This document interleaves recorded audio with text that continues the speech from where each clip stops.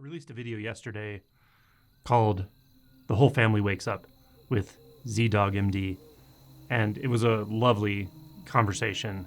The response to it, the comments were very positive. People really got a lot out of it and were clearly moved by it. In the video, we discuss how Zubin has been interested in this topic of awakening non-duality for years, and himself had a shift in identity several years ago. And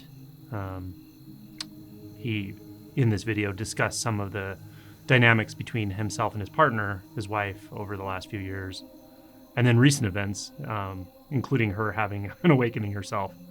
And it was just a really powerful, vulnerable conversation. But I also wanted to follow it up by making a bit of a counterpoint. And that is, a couple of commenters made an important point, and that is they themselves are not in this situation. And at least one person felt sort of maybe envious or a bit put off by the circumstances in that they don't have those resources to have a spiritual teacher, come visit and stay with them. They don't have maybe the relationship conditions that Zubin has and so forth. And another person just mentioned that they are full on with this path, with this unbinding process, but their partner is not at all, and they're actually getting a divorce. So these are just two examples of how this can play out other than what we discussed in the video. So the point I want to make here is that this process of awakening can play out in so many different ways. And in no way are you, as a practitioner, bound by whether or not your partner is interested in awakening themselves. Whether they are full on like you are, more full on than you are, completely uninterested, or just clueless about what you're up to, actually doesn't matter at all. So I just wanted to make sure no one gets the false impression that this is the goal, that you wake up, then your partner wakes up, and you live in awake bliss or something. It's just one story. It's one version of how this can play out. It can play out in so many different ways. So, don't sweat it if you're either single, not in a relationship, or you're in a relationship with a partner who doesn't get it, doesn't get what you're interested in. It doesn't matter. It really doesn't matter. I know many people who are completely awake, empty of self even, who have partners that are not, and they're completely at peace with that. It's equanimity. They don't care, actually. They don't feel as if there's something wrong with their partner. They don't feel as if, hopefully one day they'll wake up.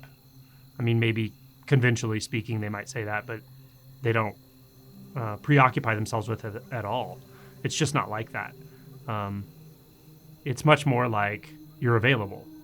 If that partner needed some emotional support, you'd be available because you have no agendas. You don't need them to be any certain way. You don't need yourself to be any certain way. You don't need the moment to go any certain way. So if they're going through a rough patch, you're available to them in whatever way is necessary. You're not trying to funnel their experience into awakening or something like that, right? It can look a lot of different ways. So just understand that you don't have to put pressure on your own relationship or your partner as part of your process. It's just not necessary, and it won't do any good, actually. You don't have to wake up with someone.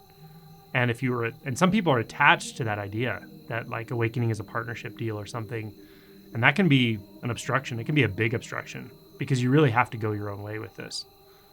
When you close your eyes and you're sitting on the mat, then the world disappears, including your past and your future and your partners and your relationships and your family and your memories. And what do you really have there? Well, that's a good thing to find out. But this is a solitary journey in a lot of ways. There's support, of course, and it's always wonderful to have a Dharma friend, even a guide, teacher, whatever, someone who has walked this path before you. Like, all of these resources are valuable to you, but expecting that you also need a romantic partner, a life partner, a close friend, a family member to understand, to wake up with you, any of that, it's not helpful, and it can be a fixation, and sometimes it is a fixation. So just be aware that it's wonderful, sure, when the partner wakes up with you or after you or whatever it is, but it doesn't have to go that way, and it's probably more the exception than the rule overall, but I can't really give you statistics on it. So I just wanted to kind of throw that out there so that people don't get too fixated on this idea or too, envious of it or something. Everyone has their own story. Your story cannot be like Zubin's story. Your story cannot be like my story. Your story cannot be like Suzanne's story. It's just not going to work out that way. Everyone has their own story. And I promise you, Zubin and Suzanne and his wife have all gone through a lot. They've gone through very, very intense stuff at times. Very, very challenging personal crises. Of course they have. And you will too on this path. That's just how it goes. Well, you will in life. So, there's no free pass either. There's no utopian way to wake up or even a utopia you wake up to. It's not really like that. Take the responsibility on board. Don't worry about the external conditions actually at all. Do what you can to, have stability in your life. Do what you can to function well. Be a good person. Take care of your responsibilities. But beyond that, give your attention and your heart to this